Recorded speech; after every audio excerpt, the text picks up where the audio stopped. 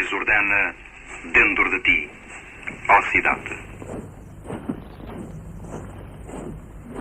Grândola Vila Morena, terra da fraternidade, o povo é quem mais ordena dentro de ti, ó cidade, dentro de ti, ó cidade, o povo é quem mais ordena, terra da fraternidade. Boa tarde. Comemoramos este ano 47 anos daquele que foi o acontecimento maior ou provavelmente o acontecimento maior da história de Portugal. Vocês estiveram lá, nesse acontecimento, cada um de vocês, mas era importante que as pessoas vos possam conhecer um bocadinho, um bilhete de identidade. Se calhar começávamos aqui pelo Catarino. Por mim. Então, sou António Jacinto Catarino, portanto estava, não sei se pode já dizer onde é que estava, nós chegámos bem a essa conclusão, não é? Portanto, estava no BC8 em Elvas nesse dia. Militar de Abril. Portanto, era de transmissões De transmissões. Era de transmissões, portanto, era o responsável pelas transmissões e centro de mensagens do BC8, porque não havia mais ninguém, era eu e eu. E que desde o dia 16 de março, dia 16 de março, que estava em escuta permanente sozinho, portanto eu passei as passinhas do Algarve. Um militar sozinho no 25 de Abril, mas afinal o 25 de Abril foi uma coisa mais coletiva. Vitorino, tu estavas em Brotas. Bem, eu estava em Brotas, tinha vindo há cerca de um ano, o 25 de Abril foi em abril de 1974. E chama-se António Vitorino.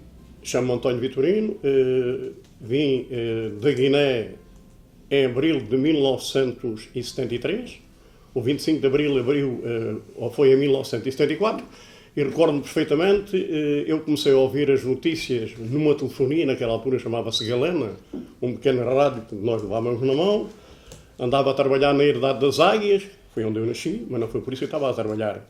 Ia com 3 camaradas meus para o trabalho, íamos ouvindo o que a rádio ia dizendo, chegámos lá, entendemos que não era a altura para nós trabalharmos, fizemos greve, voltámos para Brotas e qual foi o nosso espanto quando vimos o Largo do Carapau, que era o largo mais famoso, onde se juntava mais gente, cheio de pessoas, todos a ouvirem a rádio e a tentar perceber o que estava a passar. E pronto, foi assim que eu vim a saber quando tinha sido o 25 de Abril. E depois 47 anos de Abril. As memórias vão fraquejando e é natural que vocês e eu não nos lembremos de tudo. O Matos se lembra-se bem que estava em Vendas Novas. Não estava em Vendas Novas. Não estavas em Vendas Novas? Estava em Lisboa. Fui operacional. Perto da Revolução. Estava operacional, no dia 25 estava em Lisboa. Saímos de Vendas Novas, perto da 1 da manhã. Já agora é Joaquim Matos do Pavia. Joaquim Matos, sim, de Pavia. Eu estava em Vendas Novas a 24. Assistia toda aquela zona operacional Nós tínhamos 2 pelotões de uma força de intervenção rápida a partir do 16 de março e nesse próprio dia, 24, essa força foi chamada 2 vezes através da sinalização sonora que havia para formarmos. A última vez em que fomos formados, fomos municiados e ficámos com as armas nas casernas e no meu caso que era Furreal, com as armas no quarto. Eu apercebi-me de qualquer coisa que havia, fui ter lá com o tenente que estava a comandar-nos e ele disse, não se passa nada, isso é para vermos a operacionalidade das forças. Eu estava de sargento-dia, quando foi a primeira senha, depois do adeus, essa força rápida foi a primeira a formar. Eu estava com o equipamento número 1, ele só me disse, vai para o equipamento número 3, e apresenta-te rapidamente.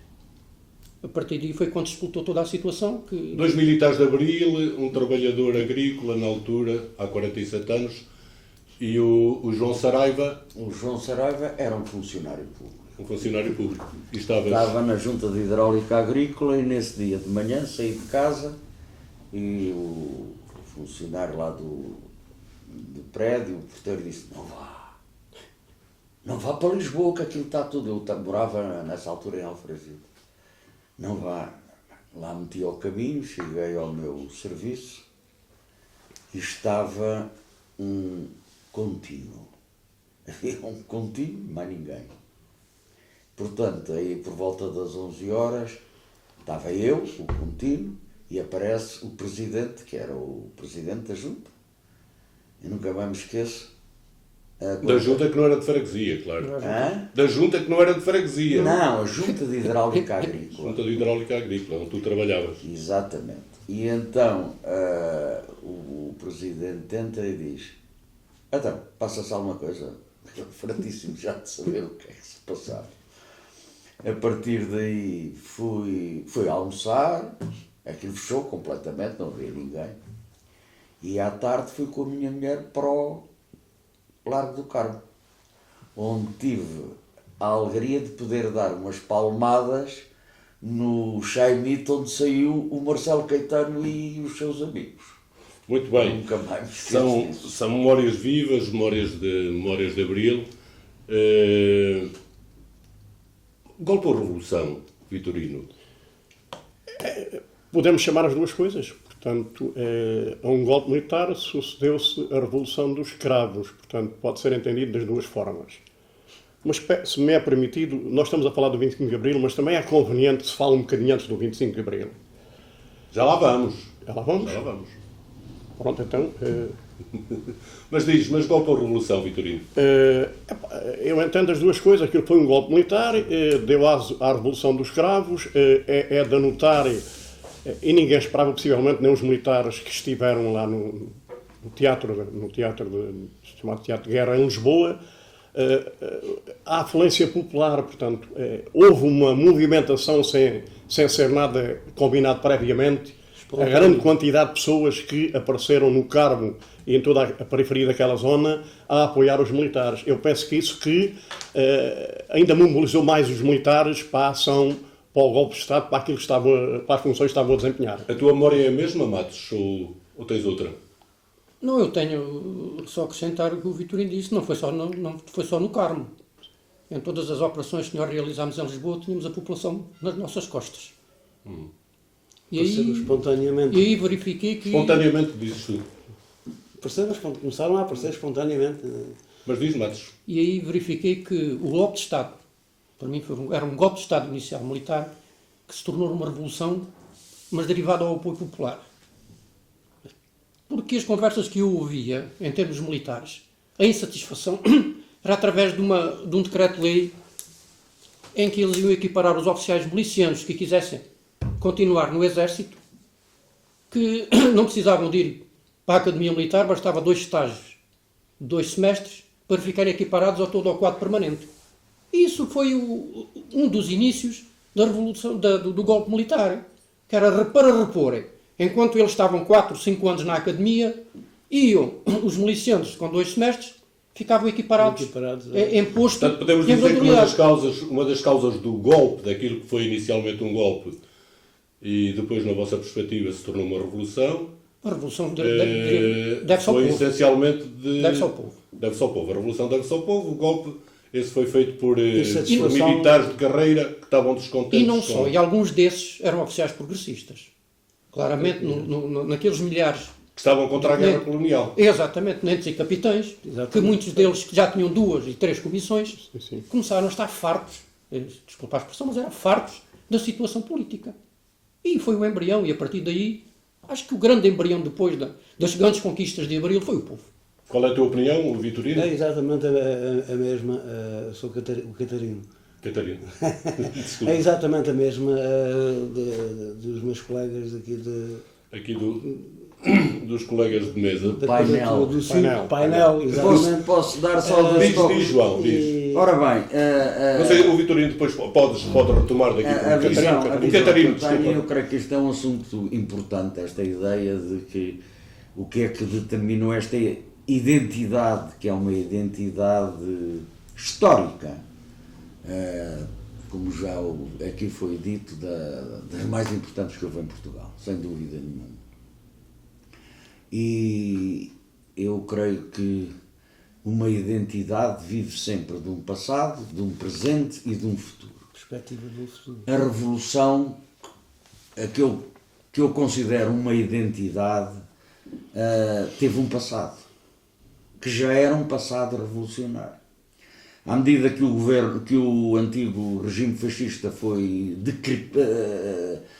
perdendo a sua força, etc., sobretudo após a mudança com o Marcelo Caetano, desenvolveram-se uma série de lutas que detonaram muita coisa em termos de uma consciência muito alargada ao nível do país, ao nível de toda a população, de que era urgente mudar aquilo.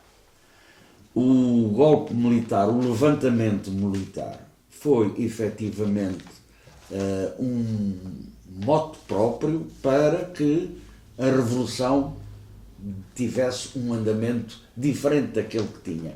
Mas o processo anterior, já em si, a meu ver, era um processo revolucionário.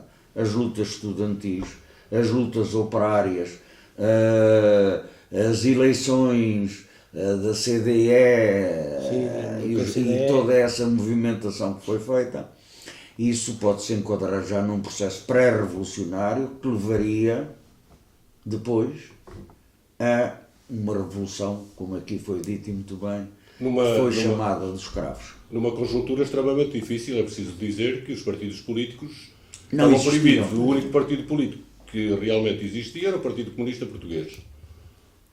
O único partido que existia na clandestinidade. Na O Partido clandestinidade. Comunista existia, tinha existência, mas não tinha legalidade perante o Estado fascista. Não tinha voz ativa. Não, a voz ativa tinha muita. Pois, ativa no em contacto, termos nos contactos, no trabalho todo Pois. desenvolvido na clandestinidade, isso é uma questão indiscutível. Mais nenhum partido desenvolveu. Se percebemos bem, e o Vitorino há um bocado começou a aflorar, digamos, este tema, o 25 de Abril não foi apenas, digamos, não se construiu apenas naquele dia. Foi-se construindo, vinha de trás. Exatamente. Pronto, vinha atrás e porquê? Havia um grande descontentamento nas chamadas classes trabalhadoras.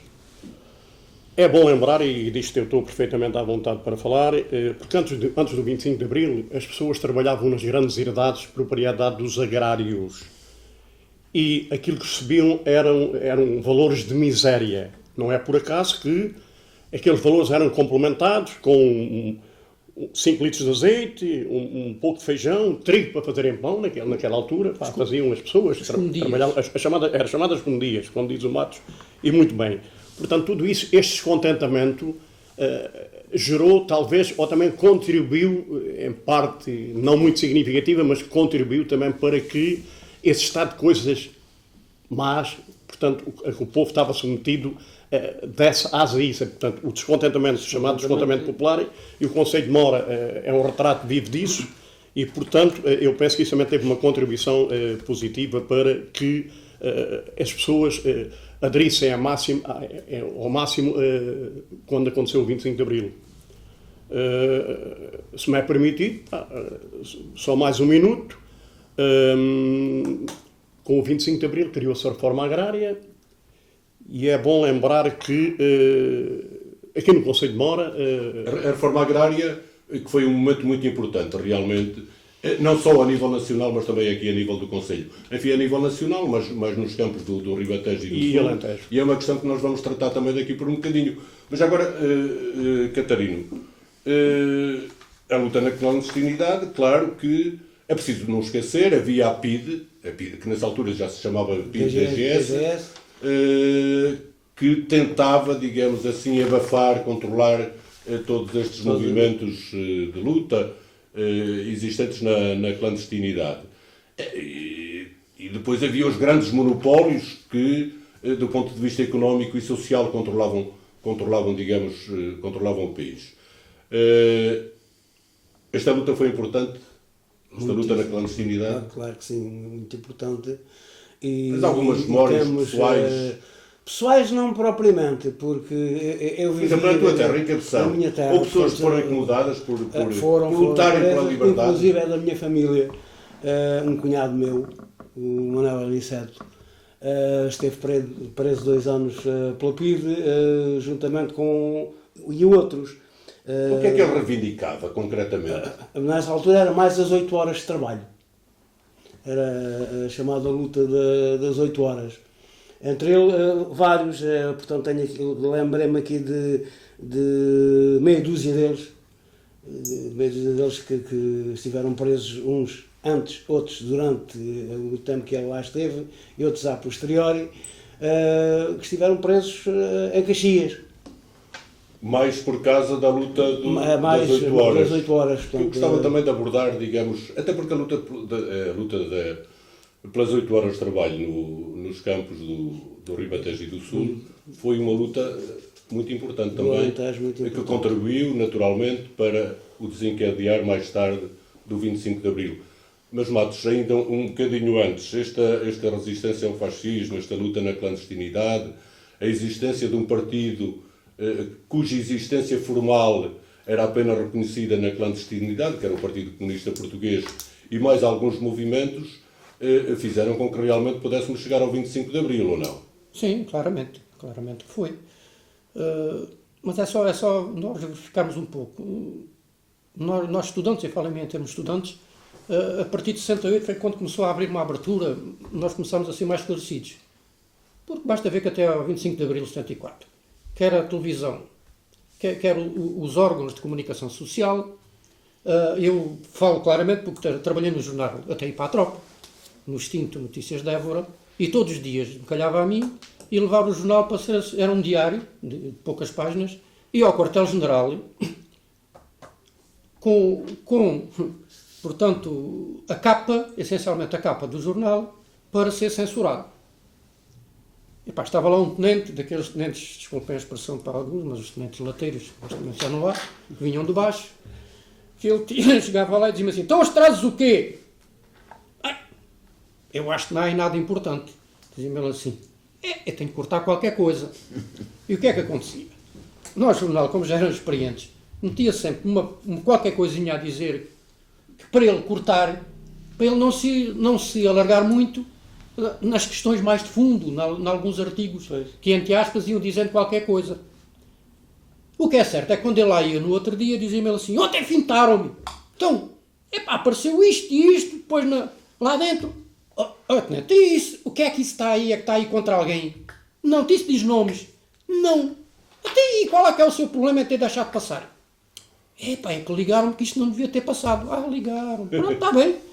Portanto, é para nós vermos o esclarecimento que o povo tinha. Verdade.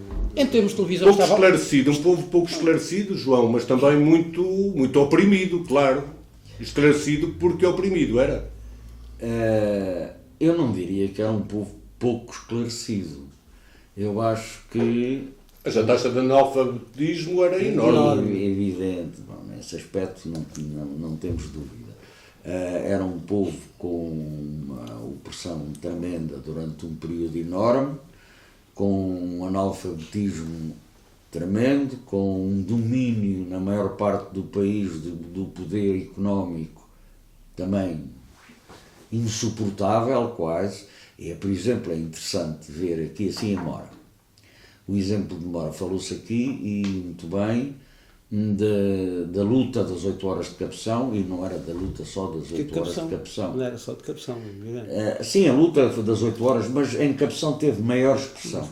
E porquê é que teve maior expressão? Porque em Capção também havia uma capacidade organizativa da Vinha própria... de onde essa capacidade organizativa? De onde é que vinha essa capacidade organizativa?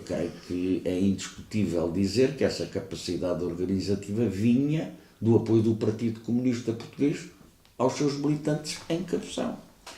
Que lembro-me de ouvir dizer que iam ler o Avante para o Pinhal de Capção para poderem estar à vontade e fazer a leitura coletiva do Avante. E essa luta levou a algum lado, não?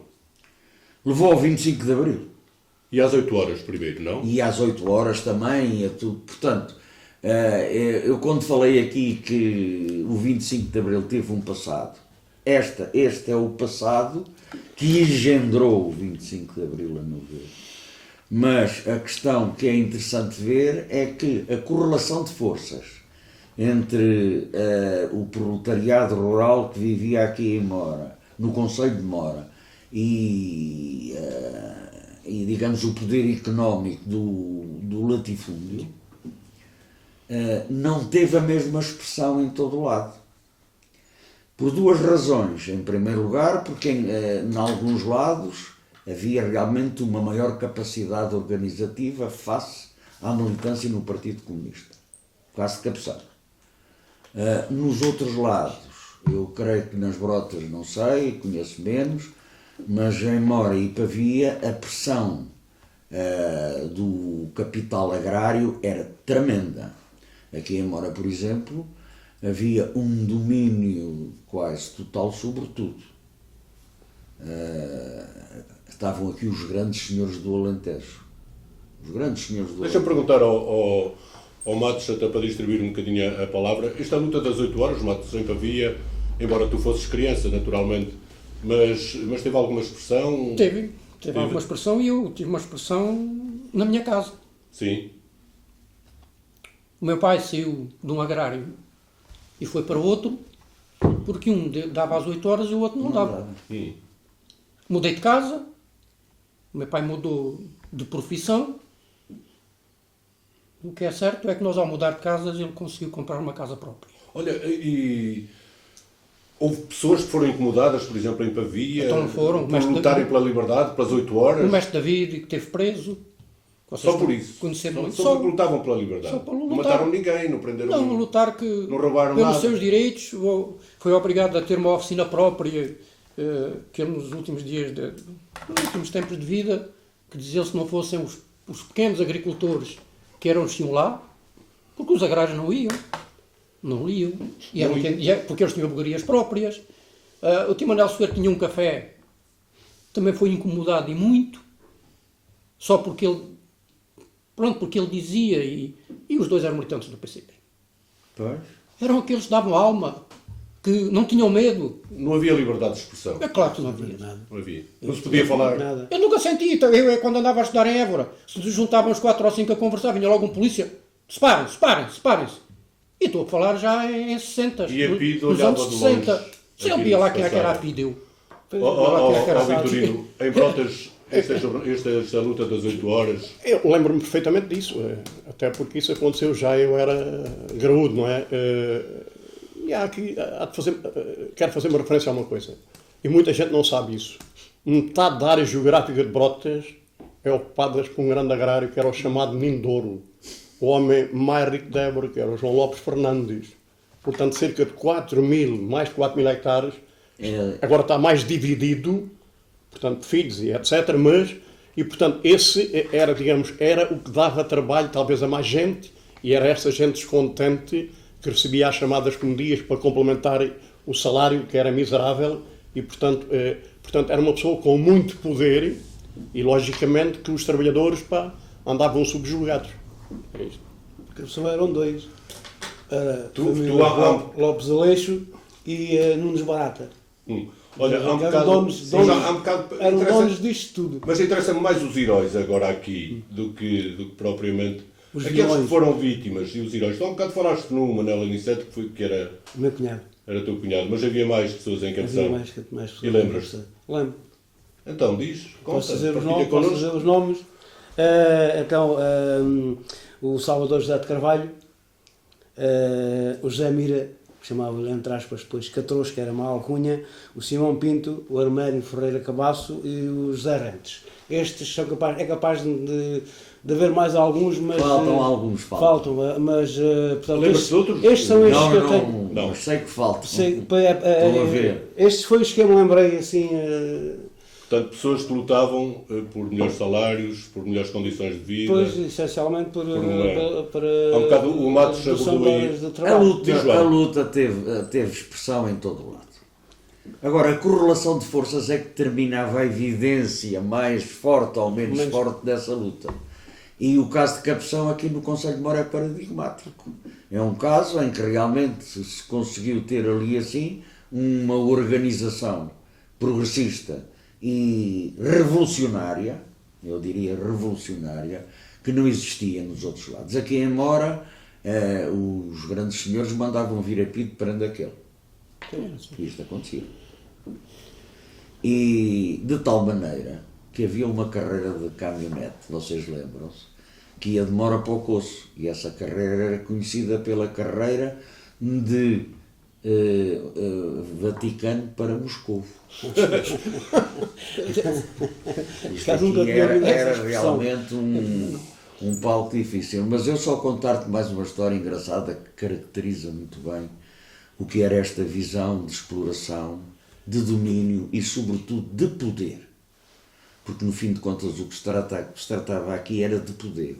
Duas coisas muito claras. Eu assisti a duas lutas dos grandes proprietários. Foi, primeiro, contra a construção das barragens, portanto, do plano de rega do Alentejo. Não queriam. Porque isto vai trazer fábricas, vai-nos trazer sarilhos, vai fazer subir salários. Isto não serve, não nos serve. Não queriam o regadio. E uma segunda coisa foi quando apareceu a Previdência na agricultura, em que eles diziam, a Previdência somos nós, isto que ele disse, o Matos disse aqui. Eu dou emprego durante o inverno aos meus trabalhadores. O emprego era meia dúzia de comedorias, como é que tu disseste? Comedias. Mas era comedorias, portanto, comedorias, mas comedias é o termo aqui. E, na verdade, a questão foi uma luta tremenda. Não queriam que houvesse uma inovação que foi ainda no tempo, creio que no Marcelo Caetano, na Previdência, passada para os trabalhadores rurais. Mas isso já foi muito tarde, que eu só me lembro da Casa do Povo.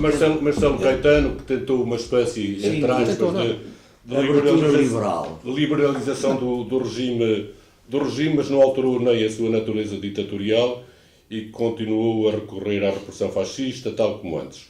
A verdade é que a luta popular existia em todas as frentes, vocês já o testemunharam aqui, no movimento operário, no movimento democrático, no movimento dos estudantes, como dizia há um bocado o João, na luta dos intelectuais, na luta contra a guerra colonial, que também já abordámos aqui, incluindo nas Forças Armadas, portanto, aquele descontentamento de que o Matos falou. Em relação às Forças Armadas, desculpa. Até chegarmos realmente àquele dia histórico, ao 25 de Abril.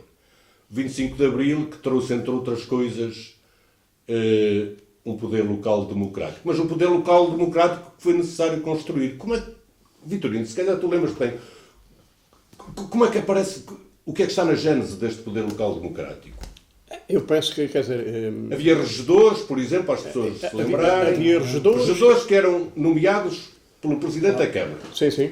E presidentes da Câmara, que eram nomeados pelo Governo. Exatamente. E havia, portanto, umas cartas que eram servidas quando havia eleições, eram distribuídas às pessoas para meterem lá um voto, que os outros não tinham direito a votar. Eu recordo-me que em 1973, quando vim do ultramar, houve umas eleições, não me recordo já por que eram, Sim, e eram para a Assembleia da República. E eu fiquei um bocado espantado porque... Na Assembleia Nacional, nessa altura. Eu fiquei um bocado espantado porque a mim não me calhou nenhuma carta para ir lá meter o voto. Quer dizer, nessa altura já, ou por eu ter estado no ultramar, ou pensassem que eu já tinha alguns conhecimentos, portanto eu não tive direito a esse voto. E penso que, pronto, isso foi uma coisa também que é de salientar. Vitorino, desculpa lá, é verdade que se compravam votos na altura, no tempo do fascismo? Os votos eram distribuídos a quem eles pensavam que pertenciam à força deles.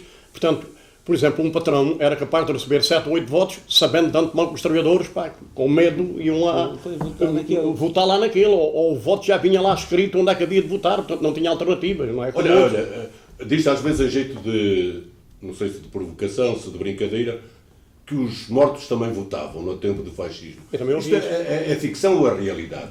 Para eles apresentarem o número de votos que apresentavam, possivelmente isso pode ter sido uma realidade. Mas não tens a certeza? Não tenho a certeza, não. E tu, Matos? Também não. Eu recordo-me, era miúdo, andava a estudar, mas recordo-me de uma das últimas eleições, que era na Junta de Freguesia. E, portanto, iam lá. Lá está. Não era junta de freguesia, não havia junta. Não, era junta da Já paróquia. era? Era junta de freguesia. Da paróquia. E então eu vi, por acaso, pronto, muita gente lá perto e dizia, ei, está aqui tanta gente hoje. Já é dia de votação. Então, e lá ia um, lá ia outro. Então, e vocês não vão votar por quê? Não temos, não temos lista. A lista é entregue a quem eles querem. Também não valia a pena. Era só a União Nacional, bastava um voto para ganhar. Foi. Era só que perguntaste ao Vitorino se os mortos votavam. Epá, não sei. Também não faço Não ideia. sei, porque Não, não, quer dizer, não havia Na recenseamento. realidade não votavam eles, alguém votava por eles. Sei que não havia Tu lembras-te, recenseamento. Acredito Não, que tenha não sido. sei, isso não sei, mas não tenho dúvidas nenhumas que isso acontecia e às vezes até continua a acontecer. Ah, é? Isso é mais, no regime democrático, Isso é mais complicado. Isso é mais complicado. De qualquer maneira. Catarino, chegados depois de toda esta luta, chegámos efetivamente a uma coisa completamente diferente. Aquilo é que acho que foi o momento, talvez, da nossa história em que a democracia participativa mais se fez sentir. E fez-se sentir essencialmente com as comissões administrativas. Estás de acordo, João? Não? Estou de acordo. Estou de acordo. Eu creio que foi o primeiro ato verdadeiramente democrático. Porque, para mim, a democracia deve ser participativa e não representativa. E direta. E direta. Agora, por isso, como é que foste eleito, João? Presidente da Comissão Administrativa. Eu já conto, mas antes disso eu gostava de relembrar ainda uma coisa que é interessante para as pessoas não conhecerem. Eu fui candidato às eleições em 68, as que houve antes de 73. Fui candidato pela CDE. Comissão MDP-CDE, não é? Comissão Candidato Democrática Eleitoral. Comissão isso. Democrática Eleitoral, é isso. Acabei por ser depois riscado porque o governador civil, que era aqui de Mora, que era o Dr. José Lourenço Castelo Branco, Castelo Branco. riscou e não me deixou coisa. Mas ainda fiz vários comícios. Um deles nunca mais me esqueço. Em Mora. E sabes aonde? Naquilo que era, naquele tempo não era o café, era uma taberna, do Afonso.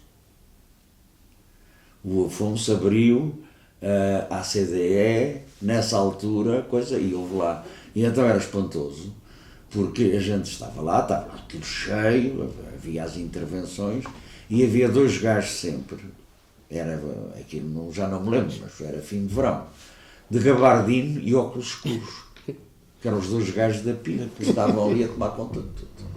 E os gajos não disfarçavam, vinham de gabardino e de óculos escuros, nunca mais esqueço. Era a moda na altura. E então, não era a moda, eles queriam mostrar que eram Diferentes. diferentes. Mas nessa altura não estávamos realmente, estávamos ainda naquela fase em que se compravam votos, em que o patrão recebia 5 votos, Claro. em que realmente os falecidos também votavam, mas não foi assim nas comissões administrativas, volto a repetir. Não. As Quanto às comissões administrativas. Primeiro, o que é uma comissão, o que é que foi uma comissão administrativa? A Diz comissão lá. administrativa foi a resultante da necessidade de quebrar o poder que existia e que estava ultra ligado ao antigo regime, e a escolha que foi feita foi de um processo verdadeiramente participativo. Isto é, era o povo que escolhia quem queria que estivesse à frente da Câmara. Então vamos centrar-nos. Isso aconteceu naturalmente no plano nacional, mas vamos focar-nos aqui na nossa terra, aqui no Concelho de Mora. Tu lembras-te, Matos, da primeira da Comissão Administrativa? Só houve uma? Não, sei que, portanto, foi em 74. Eu em 74 estava no Exército, portanto, não tive nada a ver com isso. Eu lembro-me. Mas espera aí, lembro que em Pavia só foi em outubro de 74. Vocês estão a ver o hiato que há de meses desde abril até outubro. Isso tem a ver um bocadinho com aquilo que vocês disseram. A estrutura, digamos, de luta Sim, não era a mesma. Porque quem lá estava era o engenheiro Pereira Lopes e manteve-se no cargo até outubro de Era a 74. correlação de forças. Pá, estás a Depois ver? foi eleita, sei que foi eleita no grupo musical paviense, pelo povo, pelo Sr. Manuel António Casimiro, mais conhecido por Balhana. Foi eleito. Qual é a memória que tu tens? Bom, são 47 anos, é difícil. Eu tenho a memória que eu tenho, e lembro perfeitamente que o Saraiva era... O Saraiva, estás a falar de João Saraiva. No João Saraiva, que era, penso que o presidente da altura, e lembro-me bem do Barreiros, do Barreiro. Joaquim Barreiros. Joaquim Barreiros já falecido, teve preso também há vários anos pela PIDE e, portanto, esse também foi designado para integrar a chamada Comissão Administrativa.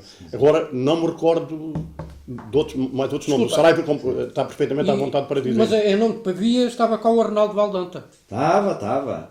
Era o representante como vereador de Pavia. Havia a ideia, desde logo de início, em que a participação devia ser pelas freguesias. Quer dizer, cada freguesia teria um representante. Plurigeográfica. Sim, geográfica administrativa.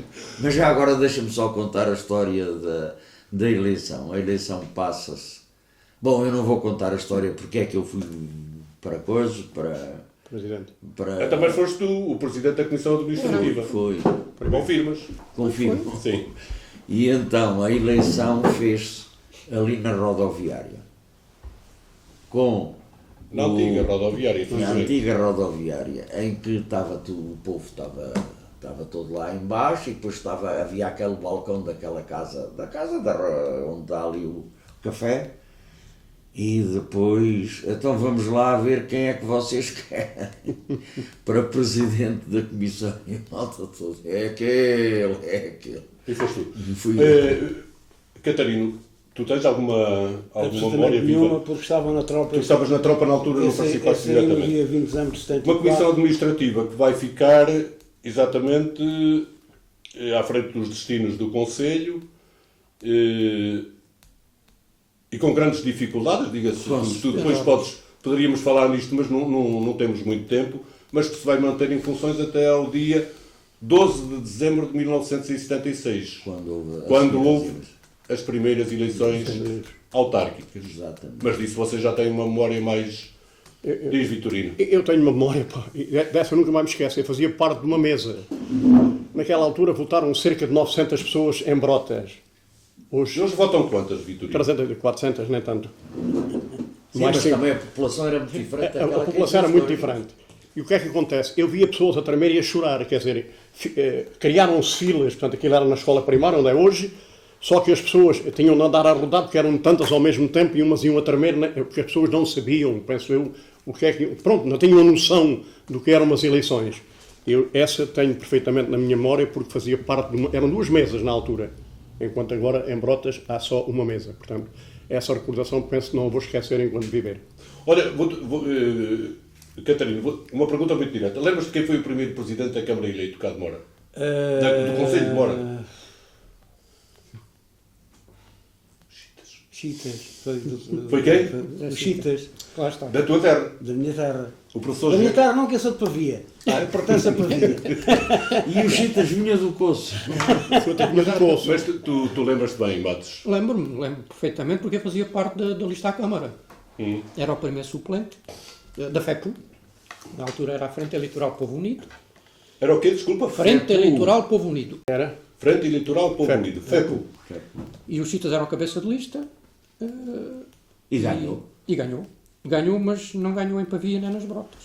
Não ganhou em Pavia nem nas Brotas. Não ganhámos em termos de juntas de freguesia. Junta de freguesia. Penso que a Câmara ganhou porque ganhou com maioria. Já agora, qual era a correlação de forças que na altura existia? Tínhamos uma FEPU, que era um movimento, uma coligação integrada pelo Partido Comunista, pelo MDP, por independentes, e agora não me lembro mais, mas enfim, uma coligação ampla. Tínhamos E o foi PPD PS. na altura. Não, só PS. Mas tínhamos o PPD como partido já. Sim, mas em Pavia não concorreu. Em Pavia não concorreu. E a diferença eram 9 eleitos, 6 para o PS e 3 para a FEPU. E em Brotas? E a mascarada, desculpa lá, mas é que isto tem uma história porque é que foi. É que ainda hoje não se sabe que o nosso cabeça de lista, que era o Manel Soeiro, apareceu em último lugar. E apareceu o José Luís Palhais, toda a gente conhece por Banana, que era um ocupa-casas, que era um revolucionário, que era funcionário municipal, mas que não tinha aptidão nenhuma para ser presidente de junta. E aí levámos uma derrocada desta maneira, 6-3. Bom, a Câmara diz, Não sabe como é que lá em Brotas... Mas há um dado muito curioso que deve ser único a nível do Conselho de Mora. Nas eleições de 1976, o presidente era do PS, mas o secretário e o tesoureiro eram da CDU. Na da Assembleia CDU tinham Municipal. Não, na própria junta era o Canelas e o Joaquim Ventura Felipe, secretário e tesoureiro, o Canelas, o José Canelas, e o presidente era o Joaquim Mira e tinha lá um táxi. Portanto, é um caso caricato, não é? Portanto, ou não havia o conhecimento de como eram as coisas, quer dizer, eles meteram o presidente, mas nós não temos o secretário e o tesoureiro. Portanto, é uma coisa que, pronto, o indivíduo não se esquece, não é? Eu nessas eleições, foi a primeira vez também que fui eleito para primeiro secretário da Assembleia Municipal, onde havia um livro, ainda deve para lá estar, que era um calhamaço deste tamanho, e não havia ninguém na mesa, portanto, a tomar apontamentos, e eu é que fazia as atas, e depois fazia as atas naquele livro, pronto. O primeiro mandato que eu fui foi como primeiro secretário da Assembleia Municipal. O presidente era o Farola. Alguém tem ideia de quem eram os vereadores? O presidente era o professor José Chitas, que infelizmente nos deixou há poucos dias, há uns meses atrás. Minha homenagem pelo seu trabalho. E os vereadores, lembram-se? Acho que era o Barreiros. Barreiros. E também não me lembro de quem é que Não era. se lembram. Do Barreiros lembro-me bem. As coisas vão passando. Entretanto, há o poder local democrático começa, digamos, de certo modo, a consolidar-se. As estruturas fundiárias são fortemente abaladas por uma coisa que se chamou reforma agrária.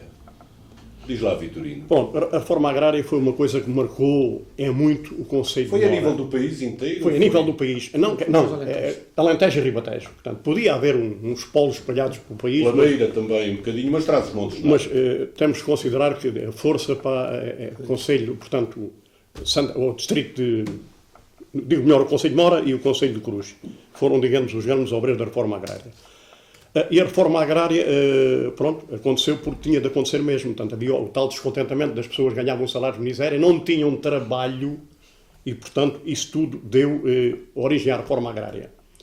No Conselho de Mora chegaram a trabalhar não sei quantos mil, mas nas Brotas, que era a freguesia mais pequena, chegaram a trabalhar na reforma agrária e eu trabalhei lá durante um tempo, era diretor lá da UCP Agropecuária de Brotas, perto de 300 pessoas. Onde hoje trabalham 20 e tal, nem 30. Portanto, hoje trabalham um décimo.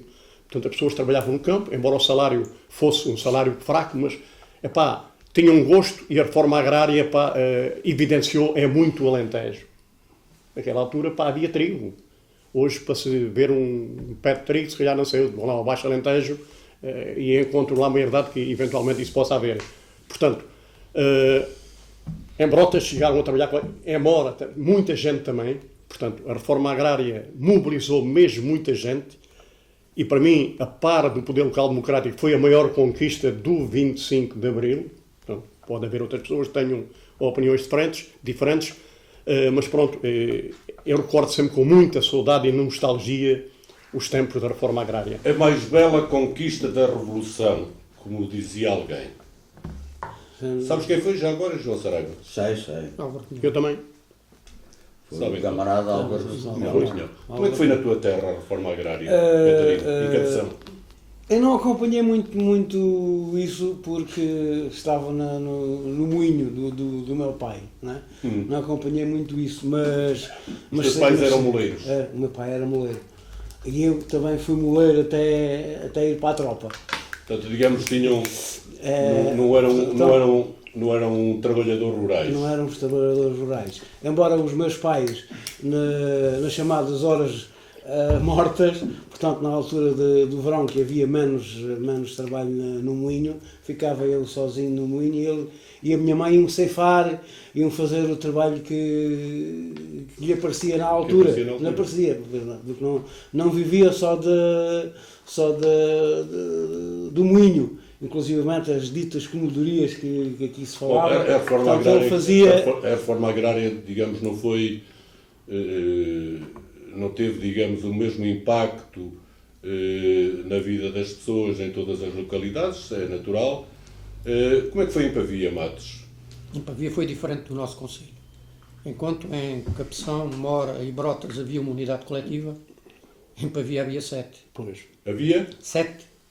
Estavam divididos. A freguesia é maior, mas a única maneira de os unificar foi com a União das Cooperativas de Pavia, que era uma oficina para corresponder, portanto, à reparação das suas máquinas. Portanto, eu tive o privilégio de ser funcionário e gerente dessa oficina, e onde, lá está, são aquelas coisas que nós inventamos, entre aspas, mas que se vê qual é o poder popular, em que cada um pagava X pela quantidade de tratores que tinha. Os mais ricos pagavam mais, tinham mais tratores, tinham mais área, e depois nós vivíamos da percentagem que nos davam das peças. Bom, aqui vocês... Mas vou-te dar um exemplo em termos, como disse o Vitorino, da quantidade de trabalhadores que cada um tinha. Lembro-me de uma, que era a Tramagueira, a Unidade Coletiva da Tramagueira, que construiu, salvo erro, 3 barragens, que era a mais rica porque tinha cortiça, e que vos posso dizer que é, lamentavelmente, que neste momento o proprietário, ou proprietários, nem um trabalhador efetivo tem. Nem Na altura um. tinham quantos? Eles, se calhar, uns 30, 40. E dava-lhe. Ainda dava para ajudar os outros. João Saraiva, tu estiveste envolvido no processo, muito envolvido. Tive. Eu estive sempre ligado. Aliás, todos vocês, o Matos, Eu o fiz Vitorino muitos, também. eu fiz muitos discursos com o João Saraiva no tempo da reforma agrária em cima de tratores, a falar para a população. Eu gostava, João, gostava que tu me dissesses, porque esta coisa da reforma agrária está bem, bom, avalou-se a estrutura fundiária, não sei o que mais, mas concretamente, o que é que o povo ganhou com isso? Bem, Muito. a questão que se põe é que a necessidade da reforma agrária que existiu, eu penso que continua a existir neste momento, por várias razões. Está na ordem do dia, dizes tu. Continua sempre na ordem do dia, na zona do latifúndio. Que antigamente o latifúndio era daqueles senhores que nós sempre conhecemos, que tiveram a sorte de ter uma reforma agrária antiga, a seguir às guerras liberais, e começaram a comprar terras, e aí é que fizeram as suas fortunas com a aglomeração do capital agrário. E foi dessa altura que eles fizeram essa. Hoje a situação é muito diferente.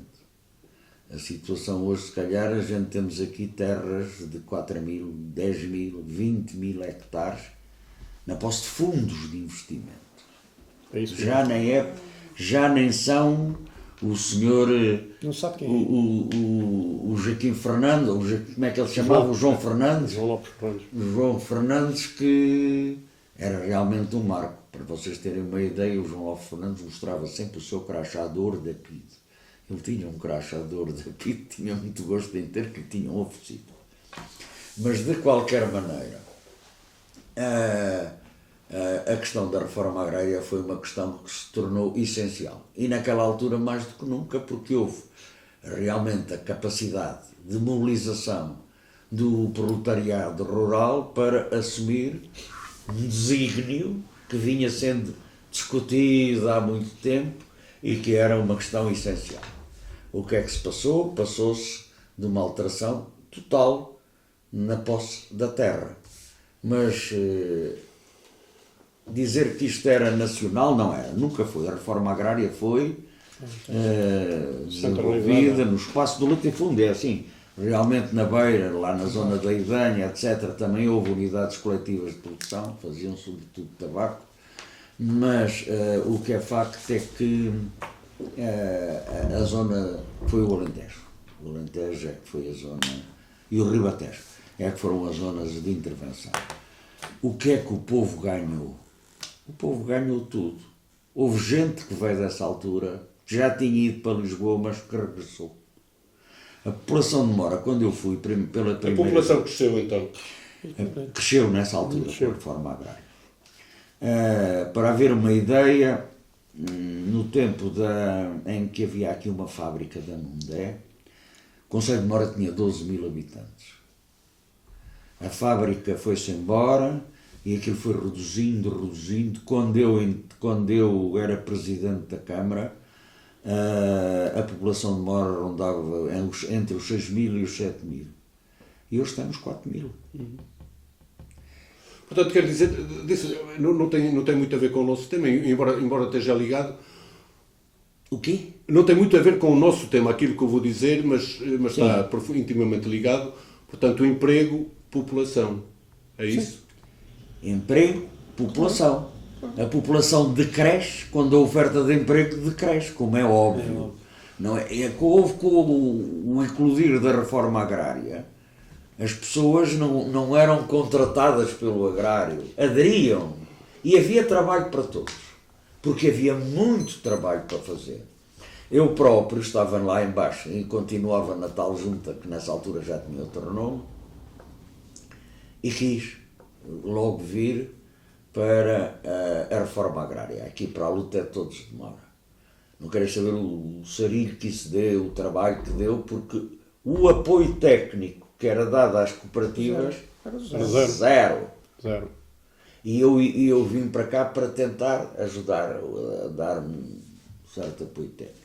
A cooperativa de Mora fez-se uma grande cooperativa. Tinha cerca de 10 mil hectares, tinha 2 mil trabalhadores. 2 mil trabalhadores? 2 mil trabalhadores. E o que é que mudou?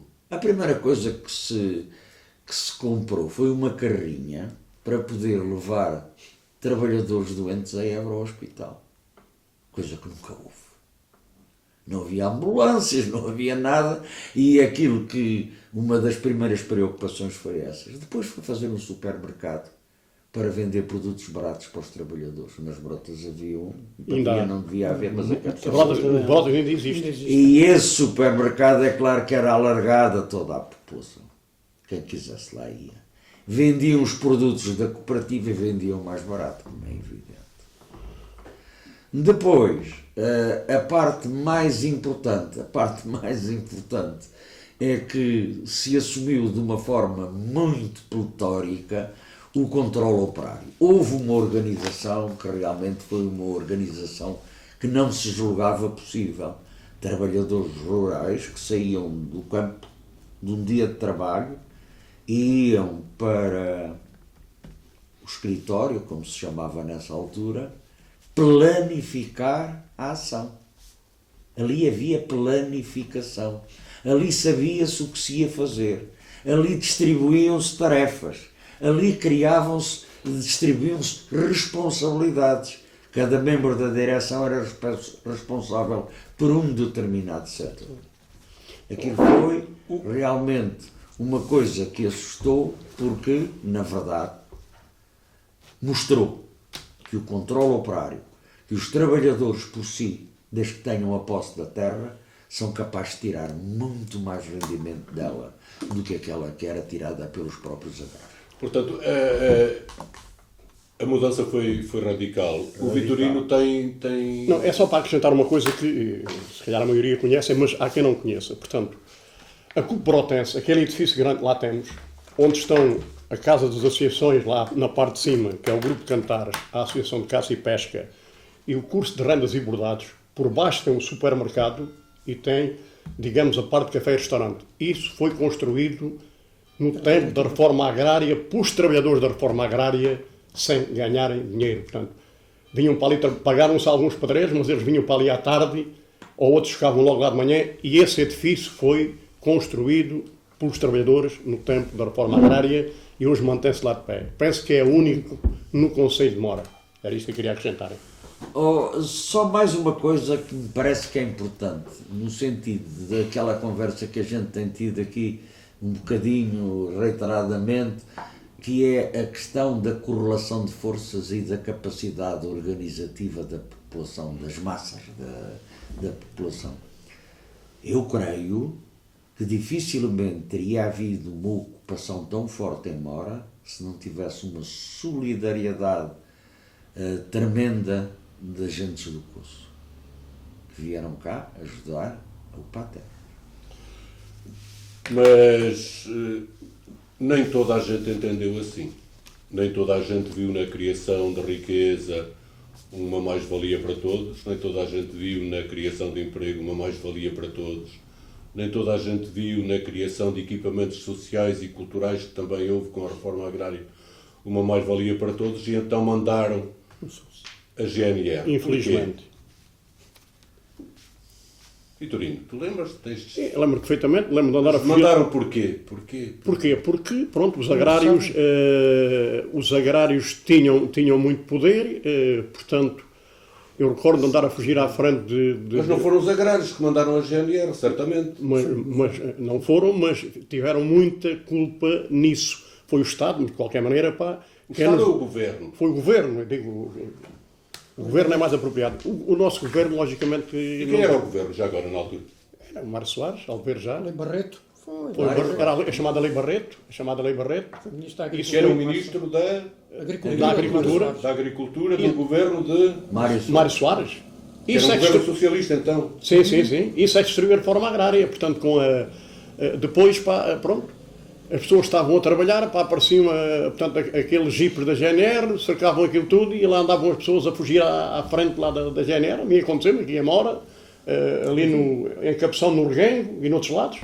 Tu lembras-te disso, Catarina? Lembro-me de malta andar envolvida nessas coisas, embora nunca tivesse E tu, Matos? feito parte Lembro disso. perfeitamente. Lembras? Eu estava na oficina da reforma agrária. Como tal, nós tínhamos que ser solidários e vínhamos Qual é que mais foi tarde essas a entregas. primeira herdade a ser A entregue? Alguém se lembra? a primeira herdade a ser entregue em todo o país Foi aqui em Mora. foi a herdade da Barroca, que era da Misericórdia. É Pavia. Hã? É Pavia, Barroca. Pois, Barroca já pertence. É Pavia. É Pavia A já. Barroca é Pavia. Já pertence a Pavia já. Ah, mas foi aqui, Sim, mas, sim, mas a Barroca pertencia à luta. Pronto, no Conselho de Mora a primeira Foi a entrega. primeira, mas deixa-me dizer só mais uma coisa. A questão não começou com a legislação que começou a entregar as terras com a Guarda Republicana e com aquilo tudo. O ataque à reforma agrária foi desde logo sempre, que ela se desde avançou, um ataque fortíssimo. Como é que ele foi feito? Primeiro, limitando e tentando ao transe dificultar todo o processo da comercialização da produção que era oferida. Portanto, não havia saída para os produtos. Depois criou-se uma espécie de um crédito, de um fundo de emergência, vocês lembram-se, não era? Sim, sim. Crédito agrícola de emergência, mas que na verdade não servia para nada. Tirou-se as cortiças. As cortiças que estavam em muitas destas cooperativas, o Estado, aqui eu vou contar uma coisa que tenho que contar, o Estado fazia astas públicas. Entretanto, os trabalhadores, para terem algum dinheiro para os seus salários e para a produção, tentavam vender cortiça à canoa, como é evidente. E muita dessa cortiça conseguiu ser vendida fora das astas. Quem é que comprava a cortiça? Era o Sr. Amorim, que comprava a cortiça por metade do preço que ela valia. Mais barato. Mas até tinha batedores da Guarda Republicana depois para levar a cortiça para o norte.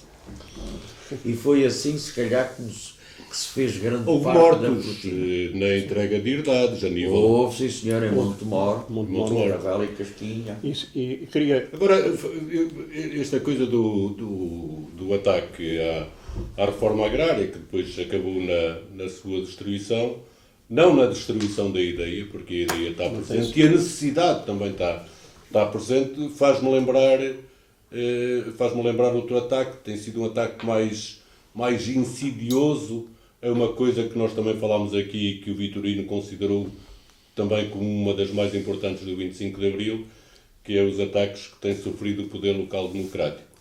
Passámos da tal comissão administrativa que não se podia manter, em que tivemos uma participação popular direta e participativa, muito participativa, às primeiras eleições, e agora temos um poder local democrático que já não tem muito a ver com o poder local democrático que foi instaurado no 25 de Abril. Lembras-te, Vitorino? Lembro-me perfeitamente. Aliás, eu fiz Mudou tanta coisa, não foi? Mudou muita coisa e eu atrevo-me a dizer, se calhar nesta altura, no antigo, há mais corrupção hoje no país do que havia antes do 25 de Abril. Todos os dias estamos a ouvir nos meios de comunicação social. Mas deixando isso, mas isso é uma coisa que, se for bem pesquisar, tenho quase a certeza que tenho razão. Por aquilo que se está a verificar hoje no país, veja-se o caso de Sócrates e outros, portanto, não. A justiça só funciona para alguns. Quem na terra está tramado. Mas quer dizer, o poder local democrático trouxe muita, foi uma das coisas, a par da reforma agrária, que as pessoas abraçaram mais. Houve a possibilidade de... nós tivemos acesso a outras coisas, à cultura, ao ensino, ao salário mínimo nacional, ao direito à reforma, quer dizer, coisas que até aí não existiam. A eletricidade, A eletricidade, a água, tudo. Portanto, a recolha do lixo. o recolho de lixo, as infraestruturas. Portanto, hoje qualquer município, e Mora é um exemplo disso, portanto, antes do 25 de Abril não havia praticamente nada, não é? Só que os sucessivos governos, a pouco e pouco, têm vindo a destruir o poder local democrático. Portanto, Tu sentes isso, Matos? Sinto e muito. Sinto e muito. Porque, como sabem... Dá exemplos concretos. Para... eu tive a felicidade de ser presidente de junta com o João Saraiva, com o presidente de Câmara e com o José Chitas e mais ultimamente com o Sinogas e com o Luís Simão. Ainda antes de irmos para aqui, estive a falar com o João Saraiva, nos lembrava das nossas reuniões preparatórias que tínhamos sobre o nosso trabalho autárquico, de ser noites e prolongadas para que não houvesse um melindre de uma freguesia ter isto e a outra não ter, e cada um de nós defendíamos o nosso ponto de vista, mas no essencial estava o coletivo. Ainda hoje se mantém essa parte. O ataque ao poder local começou logo no início. A primeira coisa foi, nunca se cumpriu a lei das finanças locais, até hoje. Nunca. Até hoje nunca se cumpriu a lei das finanças locais, foi o primeiro. A lei das finanças locais, o que é que isso regula? Regula tudo, essencialmente os nossos municípios e freguesias do interior, que sem o financiamento estatal não temos capacidade de nos financiar como tem Lisboa e as grandes cidades, nos IMIs, nas taxas. Portanto, quer dizer que tem vindo menos dinheiro do que aquele que deveria vir, é isso? Nunca veio o dinheiro certo. Agora é mais grave ainda. Eu, por exemplo, julgava que o meu último mandato fosse dos mais sossegados de sempre, porque já tínhamos praticamente tudo, as infraestruturas básicas do povo. Vem a famigerada lei da extinção das autarquias. E foi Das freguesias. Das freguesias, autarquias locais, mesmo. Foram 1000 e tal freguesias a nível nacional. Foi um desgaste tremendo, pelo menos para mim. Para mim que na África íamos congressos e reuniões quase todos os meses, mas além de nós combatermos isso, o que se viu no terreno não foi. Viu-se depois os troca-tintas dos nossos colegas presidentes de junta, que não se podiam recandidatar à mesma junta porque entretanto apareceu a lei da limitação de mandatos. Sim. Com o aglomerar de freguesias, concorriam e ganhavam o tempo inteiro e tinham mais gente. O trabalho essencialmente estava feito. E o que nós vimos agora no poder local são interesses. Fala-se muito ultimamente da descentralização. E descentralização é, digamos, se realmente de descentralização se tratasse, é transferir para um poder mais próximo das pessoas competências que estão a um poder mais, digamos, mais distante, mais elevado. Neste caso concreto, digamos, coisas que o Estado, não é o Governo, o Estado português deve fazer, que passa para as autarquias. O que não lhe interessa. É mesmo descentralização, João Saraiva? Não lhe interessa. É mesmo descentralização? Não. Não é descentralização, eu chamar-lhe continuidade daquilo que tem vindo a ser feito, que é desconcentração. Isto é, a passagem das responsabilidades do poder central para o poder local, e essa passagem das responsabilidades tem como fim aliviar o orçamento do Estado e atirar para cima das autarquias grande parte dos problemas sociais e económicos que existem com essas transferências, aliviando o governo dessa situação. Não tem nada a ver, mas já agora deixa-me só falar um bocadinho, voltar atrás, que eu penso que é importante, sobre a questão do poder local e da forma como ele evoluiu. O Matos já aqui disse que desde logo a lei de finanças locais nunca foi cumprida, mas havia uma lei de finanças locais.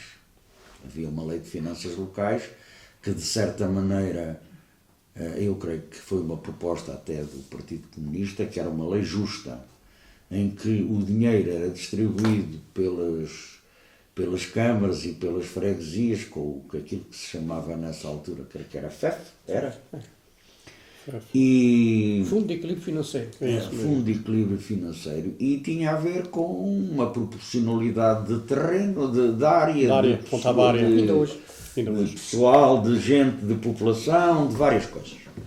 Mas o que importa aqui dizer é que, apesar de essa lei começar desde logo a não ser totalmente cumprida, ainda foi possível realmente ter alguma capacidade financeira. E o que é que isso deu? Deu que numa primeira fase conseguiu-se resolver os problemas de infraestruturas que havia neste país. Então, a conversa já vai um bocadinho adiantada. Aquilo que eu entendo é que não há descentralização, há, digamos, uma transferência de competências, de encargos, do poder central do Estado para as autarquias. Se calhar algumas dessas competências que estão neste momento a ser, ou de alguns desses encargos que estão neste momento a ser transferido, cabiam muito bem numa estrutura que a Constituição consagra, que é as regiões administrativas. Será assim ou não? É assim, isso é indiscutível. Então porquê é que não se faz a regionalização? A Constituição diz que as autarquias locais, não sei o que mais, e depois tem lá o artigo 235, se não me falha a memória, fala nas regiões administrativas. Temos um Presidente da República que por 2 vezes jurou cumprir e fazer cumprir a Constituição. Porra, mas não está a cumprir então. Não está. Catarino. Não, Mas ele disse que sim. Pois, mas não. Porque na prática. Achas que a regionalização era importante para o país? Acho que sim. E Vitorino, qual é a tua ideia? A minha ideia é que não é feita porque eu estive agora portanto, em Vila Real, vai chamar aquilo No Congresso da Associação Nacional de Municípios. Exatamente, da NMP. E o que eu verifiquei lá, grande parte das pessoas que estiveram lá a falar não tem nada a ver, não querem a regionalização. Portanto, pronto, eu estive lá com o Luís Simão e com o Marco Calhau, pronto, nós já sabíamos isso. De qualquer maneira, não há empenho, não há interesse em que a regionalização vá para a frente. Eles não lhe interessa isso. Mas, Matos, o Partido Socialista, no programa eleitoral apresentado à população, tem lá 2 coisas que vocês já falaram. Uma é a reposição das freguesias, que parece que não se vai fazer ainda. É isso? E a outra é a regionalização. Afinal, porquê tanto impasse? A regionalização, quando vier, se vier, já é tarde. O que nós temos neste momento é esta centralização não é de competências, mas de valores. E depois temos umas estruturas intermediárias que a regionalização ia compensar isso tudo. Temos a CCDRs, que ao fim e ao cabo era a parte da defesa da região que nós defendíamos. E temos as CIMACs, que é as comunidades intermunicipais, que não têm razão de ser se houvesse um governo regional. Portanto, acabava-se, quando eles dizem que é mais cara a regionalização, não é. Acabava-se com estruturas. Achas que, João Saraiva, achas que as assimetrias, nomeadamente litoral interior, há alguém que diz, já ouvi esta metáfora, de que um dia o nosso país vai se afundar, vai virar. Vai virar, está lá o peso da população junto ao litoral, relativamente ao interior. É uma espécie de jangada de pedra do Zé Saramago. Mas a falta de regionalização tem a ver ou não com estas assimetrias, riqueza-pobreza, riqueza no litoral, pobreza no interior, o interior com pouco emprego, tem a ver com isso ou não tem nada a ver? Em primeiro lugar, eu penso que quando se põe em causa a regionalização, devia-se ter em conta também, por exemplo, que em toda a União Europeia haverá 3 países, cidades, que não são regionalizados. O Vaticano? O Vaticano, o Luxemburgo, o Liechtenstein, o Luxemburgo e sim, o Liechtenstein, umas coisas assim. De resto, São Marino. tudo cidades. está regionalizado. Ora, estes grandes europeístas que defendem a Europa por tudo e por nada, não conseguem ver que ali, e não é de agora, já vem de algum tempo, se aquilo não fosse se não fosse uma forma positiva de gerir o território, certamente já tinha acabado. Nunca acabou, a regionalização existe, e existe porque também, diga-se a bom da verdade, há diferentes culturas nos países deles que exigem provavelmente alguns tratamentos diferentes de zonas para zonas. Nós cá em Portugal, quer a gente queira, quer não, também temos algumas diferenças. A gente dizer que o nosso país é uno, eu tenho muitas dúvidas disso. Eu acho que há uma diferença clara entre um sul, Alentejo sobretudo, e o norte, Porto sobretudo, que aí é claro, até no futebol, essa diferença se mostra. Verifica-se também. De qualquer maneira, a questão que se põe é que não há, a meu ver, razão nenhuma para que a gente continue a adiar. É um processo que eu diria que é um processo de teimosia mais do que qualquer outra coisa. E o que é que a gente tinha a ganhar, o que é que o povo tinha a ganhar? É evidente que se houvesse regiões e se o governo central tratasse as regiões como trata as autarquias locais, não servia de nada. As assimetrias continuavam a haver a crescer da mesma maneira, a desigualdade, a tal inclinação do país continuava a acentuar-se. Mas não é isso que se trata, é que a legislação pressupõe uma lei quadro em que há uma definição clara, orçamental, do que é que compete a cada uma das regiões.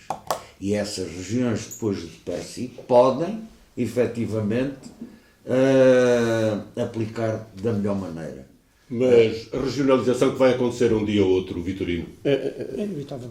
É inevitável, mas eu só queria vocês chamarem a atenção entre a diferença entre o litoral e o interior. E é bom lembrar que o Alentejo representa 1/3 da área geográfica do país. O Alentejo tem 5% da população, o que é muito caricato isto. Ora, isto significa, quer dizer, há uma deslocação em massa junto para o litoral, para as grandes metrópoles, Lisboa, Porto, etc, etc, e o interior vai ficando desertificado. De qualquer maneira, eu alinho às vezes no pessimismo em certas coisas, eu tenho muitas dúvidas, e é como o Matos diz, se calhar quando for implantada a regeneração, já a gente, alguns cá não estamos. Sim. Mas sei lá que eu me engano. Deixa só dizer mais uma coisa, mas muito rápido, é muito rápido. É a questão desta visão litoral interior e da questão que se põe da aplicação do financiamento à lei de finanças locais. Todas as alterações que têm vindo a ser feitas vão sempre no sentido de majorar os dinheiros que vão para o litoral e de cortar os Sim, sempre foi assim. Esta ideia de, por exemplo, de trocar financiamento, foi o que se fez, do tal FEF, que era uma garantia que havia, por impostos, 5% do IRS ou 5% do IRC. Agora vocês podem ver o que é 5% do IRS. Demora ou doeiras. Exatamente. Sim, que não resultou manifestamente. E a lei das finanças locais, o Matos disse muito bem, desde a primeira hora não tem sido cumprida, e esse é um dos busilhos da questão.